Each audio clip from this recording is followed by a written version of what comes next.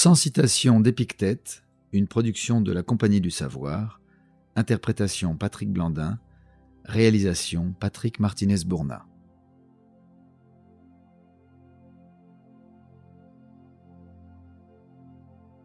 Si une figue arrive dans ta robe, prends-la et mange-la.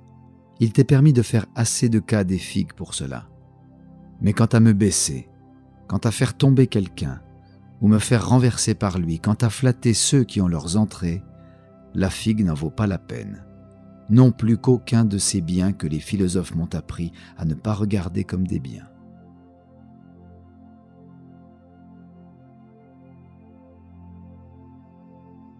Diogène était libre. Et d'où lui venait sa liberté ?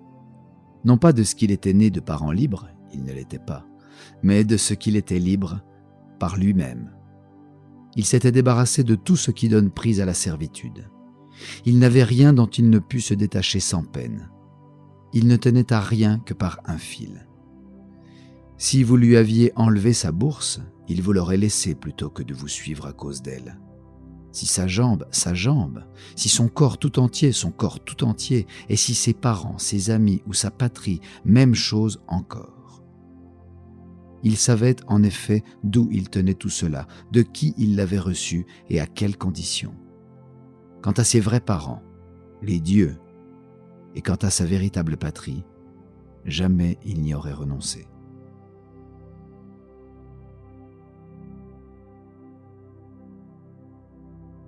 Tant que tu ne t'occuperas que des choses extérieures, tu y réussiras comme personne. Mais ta partie maîtresse sera ce que tu veux qu'elle soit, inculte et négligée.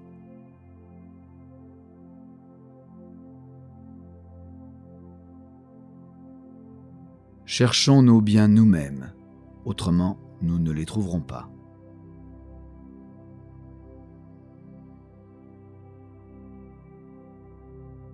Je n'applaudis pas quand il est déshonorant de le faire. Je ne me lève pas quand je ne dois point me lever. Je suis libre, en effet.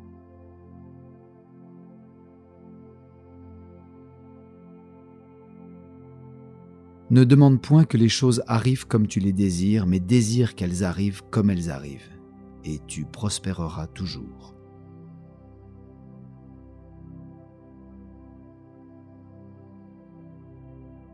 La seule route qui conduise à la liberté, le seul moyen de s'affranchir de la servitude, c'est de pouvoir dire du fond de son cœur « Ô Jupiter, ô destinée, conduisez-moi où vous l'avez décidé. »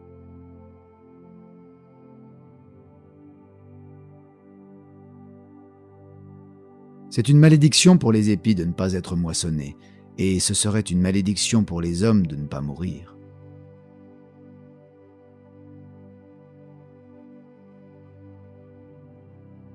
Si on confiait ton corps au premier venu, tu serais indigné. Et toi, quand tu confies ton âme au premier venu pour qu'il la trouble et la bouleverse par ses injures, tu n'en as pas de honte ?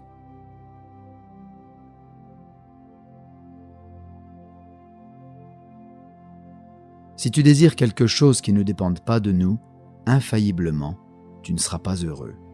Et quant aux choses qui dépendent de nous, qu'il est beau de désirer, il n'en est aucune qui soit encore à ta portée.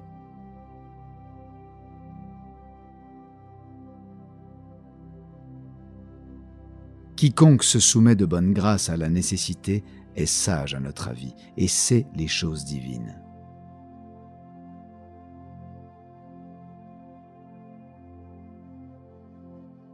Quelle que soit la chose à laquelle tu attaches du prix, hors de la portée de ton libre arbitre, tu annihiles ton libre arbitre.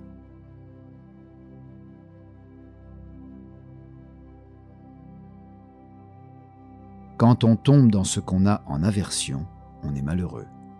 Si donc tu n'as d'aversion que pour ce qui est contraire à la nature, dans ce qui dépend de toi, tu ne tomberas dans rien de ce que tu as en aversion. Mais si tu as de l'aversion pour la maladie, la mort ou la pauvreté, tu seras malheureux.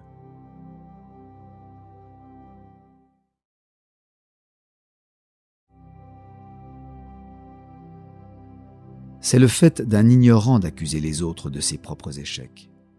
Celui qui a Nous espérons que vous avez apprécié cet aperçu. Pour continuer à écouter ce livre audio sur Google Play Livres, utilisez le lien dans la description de la vidéo.